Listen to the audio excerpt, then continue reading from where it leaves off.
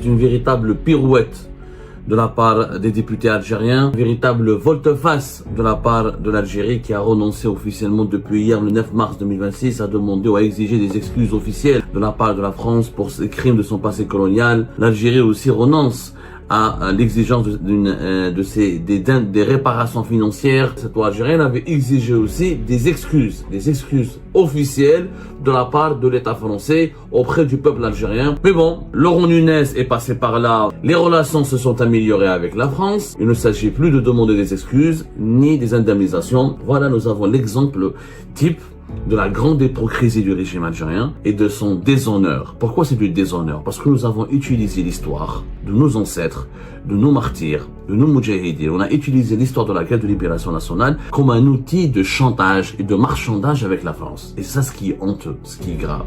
C'est que pour obtenir des concessions de la part de la France, pour contraindre la France à accepter un compromis avec le régime Tebboune, on a marchandé et on a fait du chantage sur le dos de nos martyrs. Ce n'est pas une carte politique. La mémoire d'un peuple n'est pas une carte politique. Et c'est une honte absolue d'avoir utilisé cette carte de la mémoire comme une carte politique. C'est une véritable pirouette de la part des députés algériens. C'est un véritable volte-face de la part de l'Algérie qui a renoncé officiellement depuis hier, le 9 mars 2026, à demander ou à exiger des excuses officielles de la part de la France pour ces crimes de son passé colonial. L'Algérie aussi renonce à l'exigence des réparations financières auprès de la France pour tous les crimes qui ont été commis durant la longue et terrible période de colonisation. C'est une véritable pirouette, ce qu'on peut dire. Les mots peut-être, et encore, le mot n'est peut-être pas très fort. Parce que volte-face est peut-être un peu plus fort.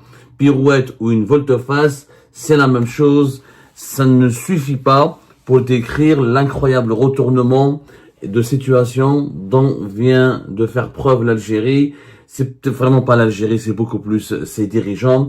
Les députés algériens, rappelez-vous, le 24 décembre dernier, le 24 décembre 2025, ils ont voté une loi inédite qui criminalise la colonisation française. C'est la fameuse loi criminalisant la colonisation française qui s'est implantée, qui a ravagé l'Algérie de 1830 à 1962 en faisant plusieurs millions de morts et en provoquant des dégâts matériels et immatériels incommensurables et irréparables. À l'époque, le 24 décembre 2025, vous allez pouvoir retrouver les images sur YouTube, sur toutes les plateformes, sur les réseaux sociaux, sur les télévisions algériennes, qui avaient commémoré ce jour-là et qui avaient même qualifié ce jour-là d'historique, puisque les députés algériens, avec une écharpe aux couleurs du drapeau national autour du cou, ils ont tous applaudi et scandé des slogans anticolonialistes et des slogans nationalistes pour dénoncer et pour condamner la colonisation. Ils ont tous ils étaient d'ailleurs ce jour-là debout dans l'hémicycle. Ils ont applaudi fortement l'adoption à la majorité absolue d'une loi qui fait porter à l'État français l'entière responsabilité juridique de son passé colonial et des tragédies qu'il a engendrées. À l'époque, cette loi avait même listé les crimes de la colonisation française en les jugeant imprescriptible. Elle a cité les essais nucléaires, les exécutions extrajudiciaires, les pratiques de la torture physique et psychologique, le pillage systématique des richesses. Et cette loi, pour la première fois de l'histoire depuis l'indépendance de l'Algérie, cette loi algérienne stipulait ou elle demandait ou elle exigeait à la France une indemnisation complète et équitable pour tous les dommages immatériels moraux engendrés par la colonisation française et un droit inaliénable, en le considérant comme étant un droit inaliénable pour l'État et le peuple algérien. Par la suite, dans cette même loi, les autorités, cette loi algérienne avait exigé aussi des excuses officielles de la part de l'État français auprès du peuple algérien. Les excuses, le texte, la première version en tout cas, qui est votée le 24 décembre 2025, exigeait ou réclamait des excuses officielles et des indemnisations. Mais bon, on est habitué en Algérie à l'incohérence, à l'extravagance et au volte-face. Laurent Nunez est passé par là le 17 et 7 février, le 16 et 17 février 2026. Les relations se sont améliorées avec la France. D'ailleurs, pour rendre cette visite possible, les autorités algériennes ont fait semblant que c'était le Conseil de la Nation qui avait bloqué, qui avait rejeté cette première mouture, parce que le Parlement a adopté la première mouture le 24 décembre. Ensuite, le Conseil de la Nation n'a pas à contester 13 articles qui ont été rétoqués. Pour départager le Parlement et le Conseil de la Nation, une commission paritaire a été créée, justement pour étudier la révision des articles qui ont été contestés par les sénateurs, pour permettre aux députés de proposer, de faire des contre-propositions et pour aboutir à un texte final qui devait être adopté. Donc, cette commission paritaire, elle a travaillé depuis le mois de février.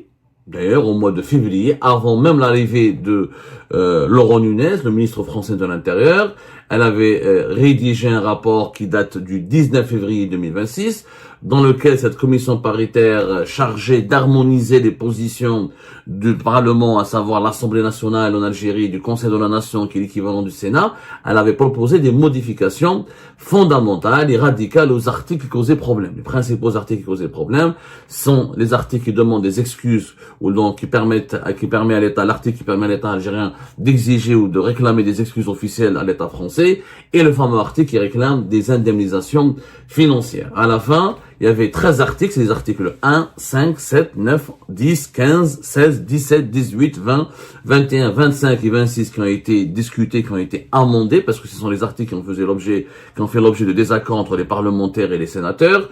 Et après les discussions qui ont duré, on va dire, de la fin de l'année, durant tout le mois de janvier jusqu'à la fin du mois de février, jusqu'au 19 février, plusieurs modifications ont été retenues. Parmi les articles 1, 10 et 20 et 25 ont été purement et simplement retirés du projet de loi de la version proposée, et d'autres articles ont été modifiés ou formulés. Par exemple, l'article 5 qui énumère les actes considérés comme des crimes du système colonial a fait l'objet d'un ajustement.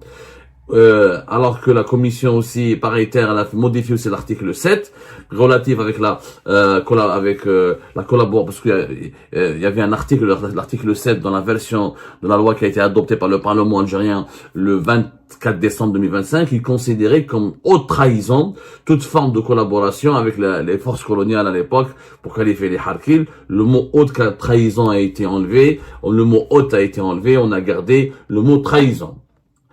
Hier, le 9 mars 2026, les parlementaires algériens donc ont voté une nouvelle mouture qui a été totalement remerciée. Ça n'a rien à voir avec la mouture du 24 décembre, qui est beaucoup plus complaisante à l'égard de la France, beaucoup plus amicale. Peut-être complaisante, peut-être c'est un mot trop dur.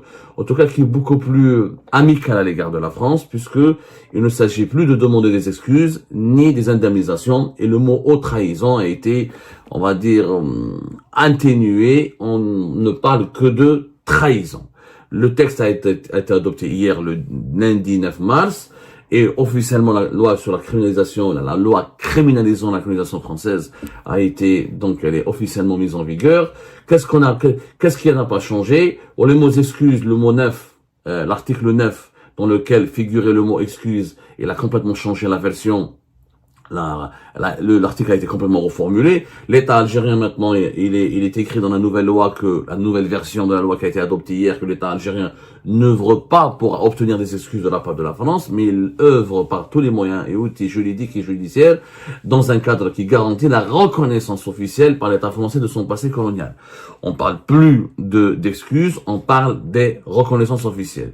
La reconnaissance officielle et les excuses sont deux termes très différents, mais aussi deux notions complètement différentes. Les excuses, ça veut dire qu'un État doit présenter son chef d'État ou ses autorités suprêmes doivent présenter des excuses publiques à l'égard vis-à-vis d'un autre pays qui a été agressé, qui a été malmené ou qui a été injustement maltraité. Ça s'appelle des excuses. La reconnaissance, c'est juste une loi ou une déclaration ou un acte qui permet à un État étranger de reconnaître sa responsabilité dans des crimes ou dans des pratiques qui ont porté préjudice à l'intégrité morale ou territoriale ou aux valeurs d'un autre pays. Donc, on est dans la reconnaissance est une notion nettement plus inférieure que la notion d'excuse, qui est la notion la plus forte dans les relations entre les États. Pour les harkis, donc, je l'ai expliqué, on parle plus de haute trahison, mais uniquement de trahison. On a enlevé haute. Par contre, concernant les emprisonnements et les incarcérations dont peuvent être victimes les Algériens et les Algériens en parlant de l'histoire du pays, ces articles n'ont pas été changés. Ainsi, il y a un article dans cette loi qui dit que quiconque qui promeut la colonisation par le biais d'activités médiatiques, académiques, culturelles ou politiques visant à faire revivre, diffuser ou louer les idées coloniales et à nier leur importance historique sera puni d'une peine d'emprisonnement de 5 à 10 ans. Et d'une amende de 50 000 à 100 000 dinars. Par ailleurs, une peine de prison de 3 à 5 ans, une amende de 100 000 à 10 000 dinars. Et elles sont prévues aussi, cette peine elle est prévue à l'encontre de quiconque qui glorifie le colonialisme par des paroles, des actions, des gestes, des écrits, des dessins, ou la publication de vidéos, d'images ou d'enregistrements audio visant à justifier le colonialisme ou à faire son apologie. Donc les peines de prison dont peuvent être victimes les Algériens et les Algériens en Algérie n'ont pas été changées, rien n'a été reformulé, mais on n'en demande plus des excuses et on ne demande plus des réparations financières à la France. Et pourtant, le 24 décembre, la presse algérienne, affiliée au régime Tebboune, les députés algériens nous ont fait croire que c'est bon, que l'Algérie a décidé de défier la France, que l'Algérie a décidé d'infliger une leçon morale à la France, que l'Algérie a décidé de poursuivre la France devant le tribunal de l'histoire et de la morale, pour lui exiger, pour la faire plier, pour obtenir des réparations officielles. Et ben tout cet enthousiasme, toute cette rhétorique nationaliste a par enchantement disparu, et comme par hasard, la disparition de cette rhétorique anti-française et nationaliste et anticolonialiste, elle correspond au moment où il y a eu un rapprochement entre l'Algérie et la France et l'État français à la suite de la visite qualifiée de succès de Laurent Nunez, le ministre français de l'Intérieur. Voilà, nous avons l'exemple type de la grande hypocrisie du régime algérien et de son déshonneur. Pourquoi c'est du déshonneur? Parce que nous avons utilisé l'histoire de nos ancêtres, de nos martyrs, de nos moudjahidines. On a utilisé l'histoire de la guerre de libération nationale comme un outil de chantage et de marchandage avec la France. Cette loi a été adoptée le 24 décembre, justement pour envoyer un message politique à la France. Laurent Nunez avait annulé sa visite qui était prévue avant fin d'année 2025. Ensuite, pour permettre cette visite, on a demandé au Sénat, parce que les députés et les sénateurs ne font preuve d'aucun libre arbitre. Ils n'ont aucun libre arbitre dans cette affaire. Ils n'ont décidé de rien. Leur volonté, rien n'a été décidé de leur propre chef. On leur a demandé d'en haut de bloquer cette loi et de réviser les articles qui ont dérangé la France, parce que ce qui a dérangé les autorités françaises, c'est les réparations financières et les excuses. Ce sont les deux points qui ont été jugés inacceptables et intolérables par les autorités françaises. D'ailleurs, il y avait une réaction officielle de la part des autorités françaises. Le ministère des Affaires étrangères français à l'époque, au lendemain de l'adoption par le Parlement français de la première mouture de cette loi criminalisant la colonisation française le 24 décembre 2025, il avait fait une déclaration en dénonçant une initiative manifestement hostile à la fois à la volonté de reprise du dialogue franco-algérien, à un travail serein sur les enjeux mémoriels, et même le Quai d'Orsay, la diplomatie française, elle a même indiqué qu'elle continue de travailler à la reprise d'un dialogue exigeant avec l'Algérie, notamment sur les questions sécuritaires et migratoires. Clairement, les autorités françaises à l'époque n'avaient pas du tout cette loi, en tout cas criminalisant la colonisation française, n'était pas du tout du goût des autorités françaises. Et les deux points, on le sait, on l'a même dit, les deux points qui ont été controversés, sulfureux, qui ont beaucoup exaspéré la France, c'est la réclamation d'excuses officielles et les indemnisations financières. Même si cette loi n'a aucune portée internationale juridiquement, elle ne pouvait donc pas obliger la France à verser quoi que ce soit à l'Algérie ou à adopter n'importe quelle ou à faire aucune concession, parce que juridiquement l'Algérie ne peut pas contraindre la France. Une loi algérienne, elle n'est pas contraignante à l'encontre de l'État français, mais elle était symbolique.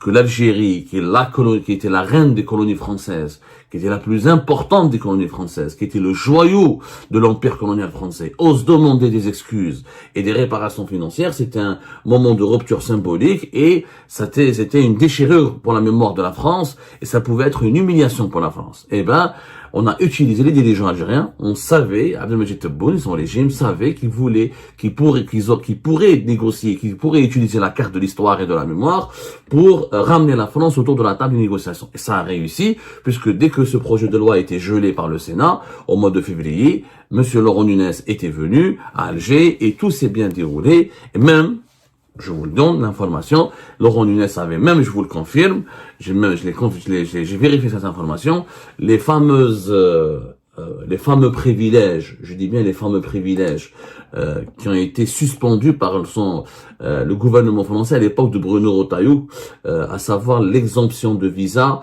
de court séjour pour les dirigeants algériens titulaires de passeports diplomatiques et pour leurs familles. Le fameux accord de 10 juillet 2007 qui était entré en vigueur en 25 août 2008. Depuis août 2008, grâce à un accord le 10 juillet 2007 signé par l'Algérie et la France, les dirigeants algériens et tous les titulaires de passeports diplomatiques algériens pouvaient venir en France sans demander un visa de court séjour, donc ils pouvaient rester sur le territoire français pour une durée de 90 jours au cours d'une période de 188 jours sans demander le moindre visa. Ce privilège qui avait été suspendu à l'époque par Bruno Retailleau, par le gouvernement français, Laurent Nunez s'est engagé à le restaurer, à le remettre à l'ordre du jour une fois que la réconciliation entre Alger et Paris sera actée ou définitivement actée. Et ça a été un point de négociation important parce que les dirigeants algériens, j'ai pu le confirmer à Jmaat al-Khair, l'accord a été suspendu vers le mois de mars 2025, vers la mi-mars 2025 par l'ancien ministre français Bruno Retailleau, et Laurent Nunez s'est engagé au mois de février lors de sa visite à Alger en 2026 à le restaurer, à le remettre à l'ordre du jour et à lever cette suspension, ce qui permettrait aux dirigeants algériens et titulaires de passeports diplomatiques de revenir en France et de circuler librement entre l'Algérie et la France et de s'installer en France, de faire des affaires en France ou de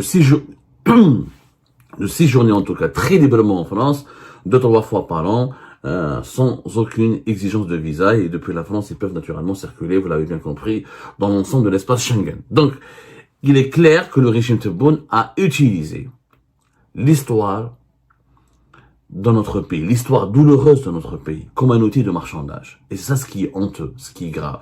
C'est que pour obtenir des concessions de la part de la France, pour contraindre la France à accepter un compromis avec le régime Tebboune, on a marchandé et on a fait du chantage sur le dos de nos martyrs. Et quand on a obtenu ce qu'on avait, quand Tebboune et son régime ont obtenu ce qu'ils ont voulu ou ce qu'ils espéraient obtenir de la part de la France, à savoir une normalisation des relations, le retour vers la libre circulation entre des dirigeants algériens en France, un engagement de la part des autorités françaises à ménager la sensibilité ou la susceptibilité des dirigeants algériens, la reprise d'un dialogue sécuritaire et migratoire et en tenant compte des exigences et en tenant compte des intérêts du régime algérien. Dès que ces relations se sont améliorées, la carte de la mémoire a été reprise, elle a été cachée dans un tiroir. Et ça, c'est honteux. Ça, ce qui est honteux. On n'utilise pas la mémoire d'un peuple, surtout d'un peuple qui a meurtri, surtout une mémoire aussi vive, une mémoire blessée encore, qui est celle de la libération du joug colonial. Ce n'est pas une carte politique. La mémoire d'un peuple n'est pas une carte politique. Et c'est une honte absolue d'avoir utilisé cette carte de la mémoire comme une carte politique.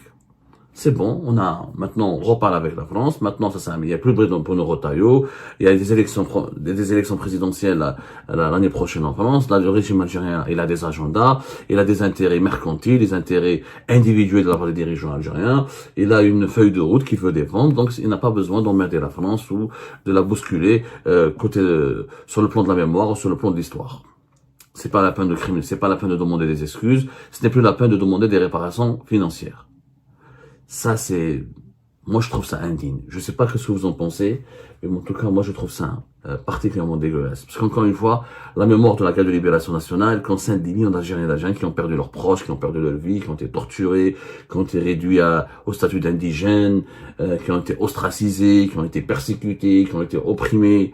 On n'utilise pas les douleurs, les souffrances passer d'un peuple pour dans une opération de marchandage politique. Je trouve ça profondément immoral.